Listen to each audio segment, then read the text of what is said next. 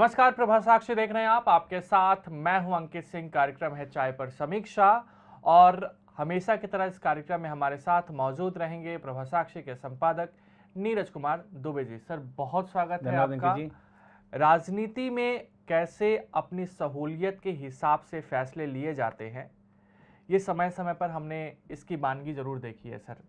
लेकिन जिस तरीके से हरीश रावत ने कैप्टन अमरिंदर पर पलटवार किया था और जो कैप्टन अमरिंदर सिंह ने कहा था कि हाँ, बीजेपी से अगर गठबंधन की संभावना बनी तो हम जरूर जाएंगे उनके साथ, तो हरीश रावत ने कहा था कि आप सांप्रदायिक राजनीति की ओर जा रहे हैं। पलटवार में अमरिंदर सिंह ने हरीश रावत को कहा कि जो व्यक्ति 14 साल तक भाजपा में रहा, उसे आप कांग्रेस में शामिल करने के बाद उसको पार्टी का पंजाब का प्रेसिडेंट भी आपने बना दिया, तब आपकी सांप्रदायिकता कहाँ चली गई थी? जी। सर, ये इस तरह की राजनीति, अपने हिसाब से ध्रुवीकरण की राजनीति, अपने हिसाब से तुष्टीकरण की राजनीति, अपने हिसाब से सेकुलर धर्मनिरपेक्ष तमाम चीज़ों का इस्तेमाल कर लेना, ये कब तक जारी रहेगा भारत में? और ख़ास करके अमरिंदर सिंह के इस ऐलान के बाद कि अगर किसानों के पक्ष में फैसला आता है तो भाजपा के साथ गठबंधन कर सकते हैं, ऐसे में आप क्या देखते हैं? नहीं, देखिए, पंजाब में इस समय जो राजनीतिक हालात हैं उसमें कुछ चीज़ें एकदम स्पष्ट हैं कि जैसे कांग्रेस जो है उसको एकजुट करने के जो भी प्रयास आलाकमान ने किए वो सब विफल रहे हैं। नवजोत सिंह सिद्धू का एकमात्र लक्ष्य था मुख्यमंत्री बनना, वो पूरा नहीं हो पाया है। तो पहले पंजाब में अमरिंदर वर्सेस सिद्धू था और अब अगर हम देखें तो चरणजीत सिंह चन्नी वर्सेस सिद्धू हो गया है। तो कांग्रेस की जो समस्या थी वो जहां की तहां बरकरार है। और अगर हम देखें पंजाब में, ठीक है, जो अमरिंदर सिंह ने कहा है कि वो एक नया क्षेत्रीय दल बनाने के काम में जुट गए हैं, चुनाव आयोग से संपर्क साध रहे हैं। अगर जो कृषि कानूनों पर कुछ समझौता हो जाता है, किसानों की बातें मान ली जाती हैं, तो बीजेपी के साथ वो सीट शेयरिंग समझौता कर सकते हैं। और ख़ासतौर पे आम आदमी पार्टी ये सब का जो माहौल है उसमें अपने लिए बहुत अनुकूल दिख रही है उसको, और मान रही है कि अब हम सत्ता में आ जाएंगे। और पिछली बार मानती है आम आदमी पार्टी की सत्ता में आने से चूक गई थी कुछ गलतियों के कारण से। तो आम आदमी पार्टी बड़ा संभल कर चल रही है और तमाम उसने ऐलान किए हैं कि हम ये फ्री दे देंगे, हम वो फ्री दे देंगे, बिजली पानी फ्री दे देंगे, सब कुछ कर देंगे। लेकिन पंजाब का जो हालात हैं इस समय, अगर हम देखें पंजाब की, वैसे भी क्योंकि हमारा सीमाई राज्य है, तो पंजाब को बिजली पानी फ्री से ज़्यादा पंजाब सुरक्षित कैसे रहे, पंजाब शांत कैसे रहे, इसकी ज़्यादा ज़रूरत है। और क्योंकि सीमाई राज्य है और हमने देखा है कि इस राज्य की शांति भंग करने के प्रयास हमारा पड़ोसी देश लगातार करता रहता है। और आप देखिए कि लगातार जो वहाँ पर हथियार जब्त किए जा रहे हैं, पिछले सप्ताह, इस सप्ताह भी इस तरह की खबरें आई हैं कि हथियारों का बड़ा जखीरा बरामद हुआ है, जो पिस्टल्स हैं वो बरामद की जा रही हैं। हमने देखा कि इसी तरह का अभियान जम्मू कश्मीर में पड़ोसी देश की ओर से चलाया गया था और ड्रोन के जरिए वहाँ पे हथियार गिराए गए थे। और अब जो टारगेट किलिंग हो रही हैं कश्मीर में हाल ही में जो हुई हैं, आप देखिए कि वो उनके पिस्टल्स के माध्यम से अंजाम दिया गया है। और जम्मू कश्मीर के जो कश्मीर के आईजीपी हैं उन्होंने यही कहा था कि ये युवकों को खासतौर पर टारगेट का कुछ देते हैं कि आपने एक दो हत्याएं करनी है, उसके बाद आपको सामान्य जिंदगी में लौट जाना है। बंदूक आपके, छोटी सी पिस्टल आपके पास है तो आप जल्दी से पकड़ में नहीं आते हैं। तो ऐसे बहुत सारी चीज़ें हमने कश्मीर में देखी हैं। तो क्या पता पाकिस्तान वही सब चीज़ें यहाँ भी करना चाह रहा हो। पंजाब हमारे लिए बहुत संवेदनशील राज्य है। हमको उसको जो जैसा हम अन्य राज्यों में राजनीति करते हैं वैसा वहाँ पर राजनीति करने की जरूरत नहीं है। उसकी जो वो हमारी राष्ट्रीय सुरक्षा से जुड़ा एक बहुत महत्वपूर्ण राज्य है, उसमें शांति बनाए रखना, कैसे वहाँ पर जो सीमाएं सुरक्षित रहें, हमारे को ये चिंता की बात करनी है। और आप देखिए कि जो अभी हाल ही में गृह मंत्रालय ने एक नोटिफिकेशन जारी किया था कि बीएसएफ का दायरा बढ़ा के 50 किलोमीटर कर दिया। राजनीति हुई, उसको जो हमारा संघवाद है उसके खिलाफ बताया गया। लेकिन ये जब बीएसएफ को ताकत मिली है तभी तो ये सब चीज़ें पकड़ में आ रही हैं। हालांकि पंजाब पुलिस के साथ भी समन्वय करके बीएसएफ काम कर रही है और दोनों के समन्वय से ये सारी चीज़ें पकड़ी जा रही हैं। लेकिन ऐसा भी आप सोचिए कि कल्पना कीजिए कि अगर ऐसी चीज़ें नहीं पकड़ी जाएँ और ये हथियार पहुंच जाते हैं जो दुश्मनों के जो कुछ नुमाइंदे छुप के रहते हैं जनता के बीच में, तो वो क्या कर सकते हैं। तो हमारे को पंजाब को बहुत ज़्यादा गंभीरता के साथ लेना होगा। पंजाब को एक जो सिर फटोवल की राजनीति चल रही है उससे निकालना होगा। और ये काम अगर हम देखें तो ना तो नवजोत सिंह सिद्धू कर सकते हैं, वो साबित कर चुके हैं। बिल्कुल। ऐसा नहीं है कि उनमें क्षमता नहीं होगी या हम उनकी क्षमता पर सवाल उठा रहे हैं, लेकिन उनका अब तक का अगर हम देख लें करियर, तो वो साबित कर चुके हैं कि वो स्थायी व्यक्ति नहीं है। और अमरिंदर सिंह बार बार यही बात कह रहे हैं कि वो स्थायी व्यक्ति नहीं है। बिल्कुल। पंजाब को एक ऐसा मुख्यमंत्री चाहिए, ऐसा कप्तान चाहिए जो जैसे अब अमरिंदर सिंह का जो प्रोफाइल है, वो आर्मी में रहे हैं, इतने लंबे समय तक मुख्यमंत्री रहे हैं और प्रशासन का कामकाज उन्होंने अच्छे से संभालते हैं। या अगर आप बात कर लें बादल्स की, ठीक है, कि वो उनके ऊपर भ्रष्टाचार के बहुत सारे आरोप लगे, लेकिन पंजाब राष्ट्रीय सुरक्षा को लेकर उनकी संवेदनशीलता रही है। जी, तो वो एक ऐसा मुख्यमंत्री होना चाहिए जो जिसके पास अनुभव हो पंजाब में शांति बनाए रखने का और पंजाब को अच्छे से चलाने का। तो ठीक है, आम आदमी पार्टी के नेता भी क्षमतावान हो सकते हैं, लेकिन अब तक उन्होंने साबित नहीं किया है कि राष्ट्रीय सुरक्षा के मोर्चे पर उनकी क्या अपनी नीतियां हैं। बिल्कुल। दिल्ली में ठीक है उनकी सरकार है, लेकिन दिल्ली के पास थोड़े से सीमित अधिकार हैं। उस सीमित अधिकारों में उनको अपने प्रशासन का संचालन करना होता है, तो वो हम उससे अभी बहुत ज़्यादा अपेक्षा नहीं लगा सकते हैं। जो अमरिंदर सिंह अगर अपना आउटफिट बना लेते हैं, अपनी पार्टी बना लेते हैं, ठीक है कि वो ऐसा नहीं लगता, क्योंकि संगठन सिर्फ 2 महीने में खड़ा हो जाए ऐसा नहीं होता है। लेकिन ऐसे भी उदाहरण हैं कि बिना संगठन के पार्टियों ने चुनाव जीते हैं। अब आम आदमी पार्टी को ले लीजिए, बिल्कुल। पूर्वोत्तर में चाहे वो हम एजीपी की बात कर लें शुरुआत में, ऐसे बहुत सारे उदाहरण रहे हैं कि जब लहर चलती है तो बस जीत जाते हैं। तो अगर अमरिंदर सिंह वो लहर चलाने में कामयाब हो गए तो सबके सब धरे रह जाएंगे और उनकी सरकार फिर से बन सकती है। और अगर सरकार नहीं भी बना पाते हैं तो कांग्रेस का खेल बिगाड़ने के लिए वो काफ़ी हैं। ठीक है, बीजेपी का संगठन वहाँ पर इतना मजबूत नहीं है। कृषि कानूनों की जो खिलाफत जो हो रही है, उससे जनता में खासतौर पे जो बड़ी संख्या में किसान वोटर्स हैं वो बीजेपी के खिलाफ वोट करेंगे। तो बीजेपी की संभावना है वहाँ पर बहुत ज़्यादा उज्जवल नहीं देख रहे हैं। लेकिन राजनीति चौंकाने वाला एक खेल है। अंतिम समय में पासा क्या पलट जाए, आज जो लोग बड़ी संख्या में विरोध कर रहे हैं वही समर्थन करने पर उतर आए, कुछ कहा नहीं जा सकता, क्योंकि राजनीति में नई नई संभावनाएं बनती रहती हैं। तो देखना होगा, ये प्रयोगशाला है। तो अब देखना होगा कि आचार संहिता एक बार लग जाए, उसके बाद किस तरीके से कौन किसके साथ जाता है, कौन पाला बदलता है। और अभी तो कांग्रेस में इस्तीफों का खेल चल रहा है। चन्नी ने सूत्रों के मुताबिक कहा है कि नवजोत सिंह सिद्धू बार बार मेरे को परेशान करेंगे तो मैं इस्तीफा दे दूंगा। नवजोत सिंह सिद्धू के बारे में हरीश रावत कह रहे हैं कि कांग्रेस आलाकमान को उनका इस्तीफा मंजूर कर लेना चाहिए था। हरीश रावत खुद भी आलाकमान से कह रहे हैं कि भैया मेरे को पंजाब से मुक्त करो, तो उत्तराखंड जाने दो जल्दी। उत्तराखंड जाने दो। तो ऐसे बहुत सारे जो खेल चल रहे हैं और आम आदमी पार्टी स्वाभाविक इसका आनंद लेगी। बिल्कुल। लेकिन आप देखिए इस परिदृश्य में जो बीजेपी है वो दिन भर की जो वहाँ पर जो भी राजनीतिक टीका टिप्पणियां होती हैं उसमें वो भाग नहीं ले रही है। शायद कुछ पकड़ाया अमरिंदर और उनके बीच में हो सकता है कि जनता के सामने आए और हम और बाकी लोग जिस तरह से अभी पंजाब के खेल में बीजेपी को पूरी तरह से एक बाहरी खिलाड़ी के तौर पर देख रहे हैं, क्या पता वो खिलाड़ी एकदम मुख्य भूमिका में आ जाए। बिल्कुल। और राजनीति संभावनाओं का खेल है और यहाँ कभी कभी प्रयोग जो होते हैं फेल भी होते हैं, लेकिन कभी कभी सुपरहिट भी हो जाता है जी। और उम्मीद करते हैं कि पंजाब में कुछ बड़ा खेल भाजपा की ओर से, जैसा सर ने भी कहा, कि हो सकता है। अब क्या होगा, कैसे होगा और किन परिस्थितियों में होगा ये तो वक्त बताएगा।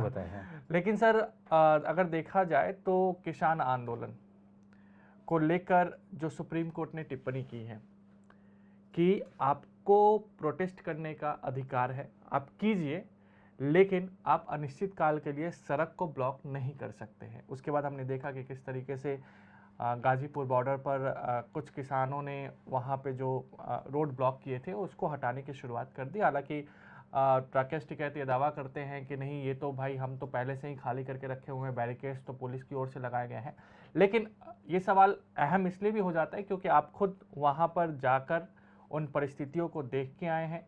सुप्रीम कोर्ट की टिप्पणी जिस दिन आई उस दिन आप वहीं थे। ऐसे में आपको क्या लगता है कि वाकई सुप्रीम कोर्ट अब जो किसानों का आंदोलन है और खास करके जो सड़कें जाम करने का प्रावधान उनकी ओर से किया जा रहा है, रेल रोको किया जा रहा है, इसको लेकर सख्त होता दिखाई दे रहा है? नहीं, देखिए, और होना भी पड़ेगा, क्योंकि जो सुप्रीम कोर्ट है उसकी पहली चिंता यही होती है, पहली प्राथमिकता ये होती है कि किसी भी नागरिक के जो अधिकार हैं वो उससे वंचित ना हो। बिल्कुल। और सुप्रीम कोर्ट ने बड़े सम्मान के साथ किसानों के जो विरोध प्रदर्शन करने का जो अधिकार है उसको वरीयता देते हुए कहा है कि लेकिन लोगों को जो सड़कों पर जाने का अधिकार है उसको आप बाधित ना करें बिल्कुल। और विरोध प्रदर्शन करिए, लेकिन सड़कों को अनिश्चित काल के लिए बाधित नहीं किया जा सकता। सुप्रीम कोर्ट की जो यही जो शब्द थे यही टिप्पणी थी, ये शाहीन बाग वाले मामले में भी थी, जब वो सीए के खिलाफ ये लोग प्रोटेस्ट कर रहे थे, लंबे समय तक इन्होंने सड़कों को जाम कर दिया था।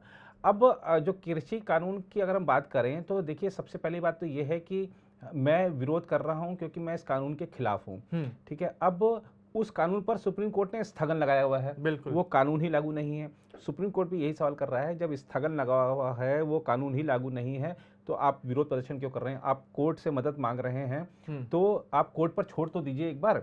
और ठीक है, सरकार पर आपका विश्वास है या नहीं है वो अलग विषय है, देश के न्यायालय पर तो विश्वास रखना चाहिए। ठीक है कि कानून में कभी कभार जो हमारी प्रक्रियाएं हैं, हमको लगता है कि हमको देर से न्याय मिला, लेकिन न्याय मिलता है इस देश में, ये बात जग जाहिर है, पूरी दुनिया जानती है इस बात को।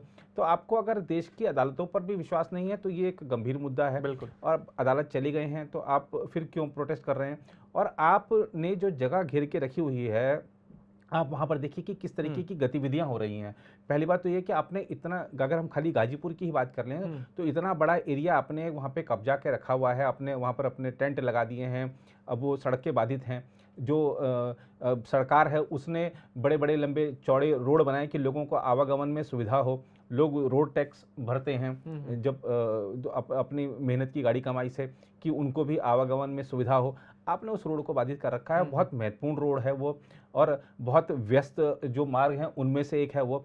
आप वहाँ पर आराम से शांति के साथ खुले में बैठे हुए हैं, उसमें राष्ट्रीय राजमार्ग पर आप अपना चरपाई बीच में डाल के बैठे हुए हैं। जनता जो है साइड के रोडों से कहीं खटर पटर करके, और आप देखिए वहाँ पर जाकर कि ठीक है, कार वाले तो फिर भी आराम से थोड़ा सा निकल जाएंगे, लेकिन जो बेचारे बाइक पे हैं, जो टू व्हीलर में हैं, वो धूल खाते हुए जाते हैं, वो धूल से बिल्कुल सन जाते हैं वहाँ पर। और आप वहाँ पर कर क्या रहे हैं? संख्या कितनी है आपकी? आप गाजीपुर जाकर देखिए, आपको पुलिस वाले ज़्यादा दिखेंगे, वहाँ पर 100-150 की संख्या में भी वहाँ पे प्रदर्शनकारी नहीं है, और आप इतना बड़ा जो एरिया वो कब्जा कर बैठे हुए हैं। और जब बार बार ये बात हो रही है, सरकार कह रही है कि आप आ जाइए, खामियां बता दीजिए, बीच का कोई रास्ता निकालते हैं, लेकिन आप मानने को तैयार नहीं है, आप सरकार से बातचीत करने को तैयार नहीं है। आप कह देते हैं नहीं नहीं नहीं, हम इनसे नहीं बात करेंगे, हम तो उनसे बात करेंगे। ये आप नहीं तय कर सकते, सरकार तय करेगी कि हमारी तरफ से कौन प्रतिनिधि आपसे बातचीत करेगा। और जब अदालत भी बीच में है, अदालत मामले को देख रही है, तो फिर ये प्रदर्शन क्यों?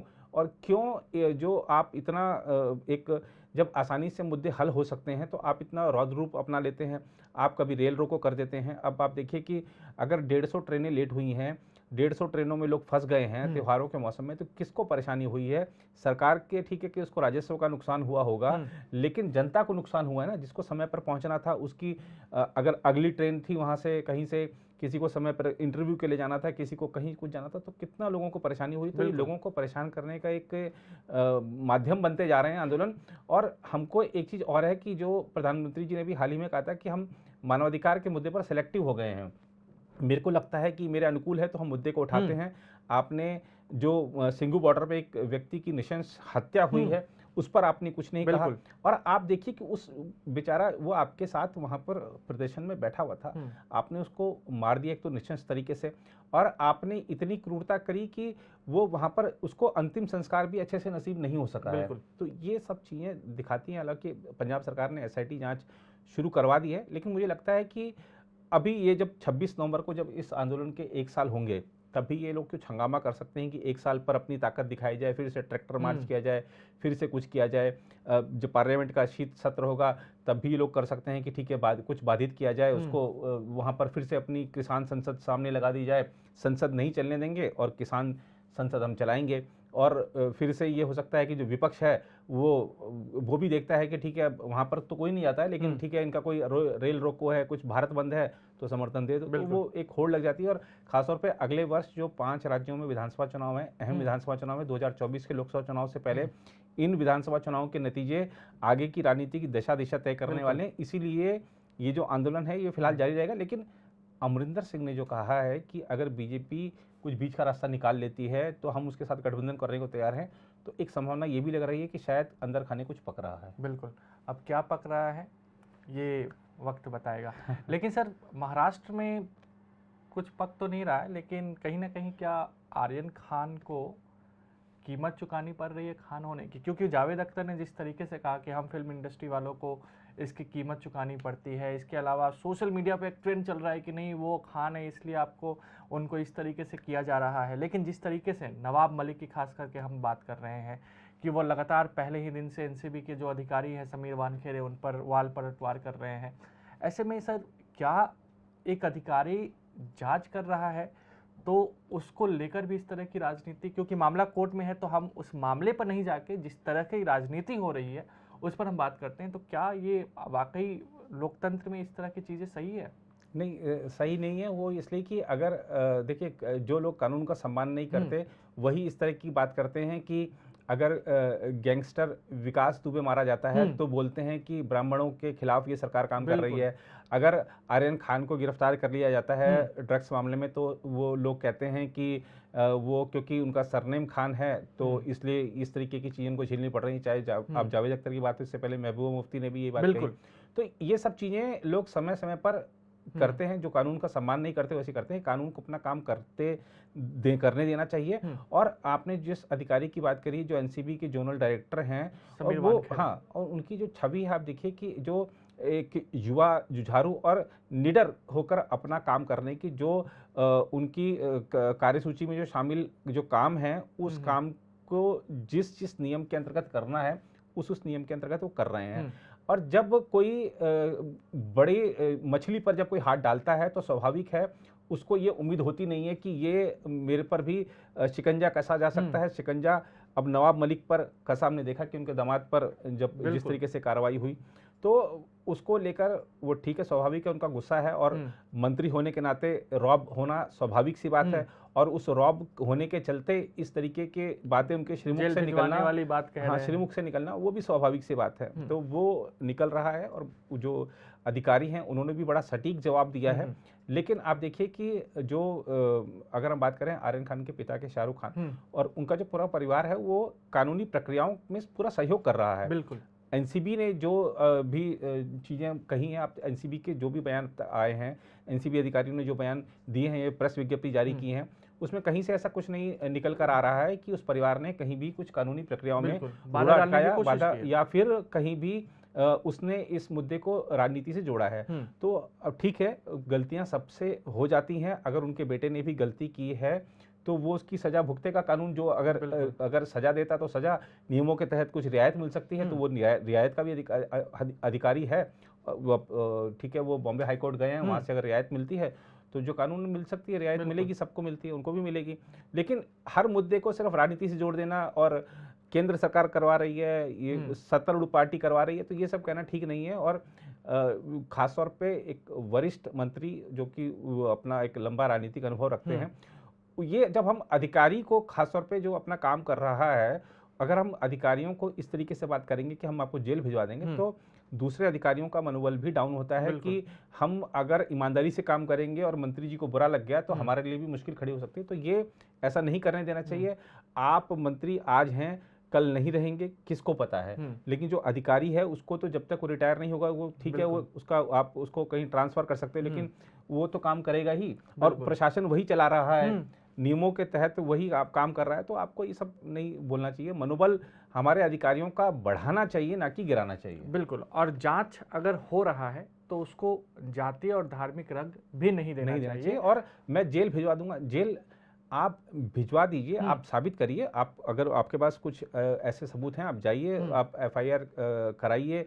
एफआईआर में दम लगता है तो पुलिस गिरफ्तार करेगी, पुलिस कानूनी कार्रवाई करेगी, तो वो सब चीज़ें अलग है। लेकिन आप धमकी मत दीजिए। और ख़ासतौर पे एक मंत्री होने के नाते, एक जनप्रतिनिधि होने के नाते ये मेरी जिम्मेदारी बन जाती है कि हम जो हमारा जो आचरण है उसको बहुत संतुलित तरीके से उसको दिखाएं और जो नियम कानून है उसका हम बिल्कुल ध्वंस ना जमाएं कि हम मंत्री बन गए तो हम सब कुछ हैं। ऐसा नहीं है। ये लोकतंत्र है, यहाँ जनता सर्वोपरि है। लोकतंत्र है और जनता सर्वोपरि है। और यही देखने को मिला जिस तरीके से हमने एक बड़ा मुकाम हासिल किया है 100 करोड़ वैक्सीनेशन का। त्योहारी मौसम है, ऐसे में कोरोना प्रोटोकॉल जो तय किए गए हैं उसका भी पालन करना ज़रूरी है अगर हम कोरोना महामारी के खिलाफ अपनी लड़ाई को जारी रखना चाहते हैं। तो एक बार फिर से आपसे अपील है कि मास्क ज़रूर लगाएं, हाथ को ज़रूर समय समय पर धोते रहें और सामाजिक दूरी का अवश्य पालन करें। और फिलहाल प्रधानमंत्री जी ने कहा भी है ना कि हाँ। वो जब युद्ध जारी रहता है तो आपको हथियार नहीं डालने हैं। बिल्कुल, तो हथियार उठाए रखिए, अभी भी लड़ाई जारी है और हमें लड़ना भी है और जीतना भी है। फिलहाल आज के चाय पर समीक्षा कार्यक्रम में इतना ही। अगले सप्ताह आपसे फिर मुलाकात होगी। तब तक के लिए मुझे यानी अंकित सिंह और प्रभा साक्षी के संपादक नीरज कुमार दुबे को दीजिए इजाजत। नमस्कार। नमस्कार।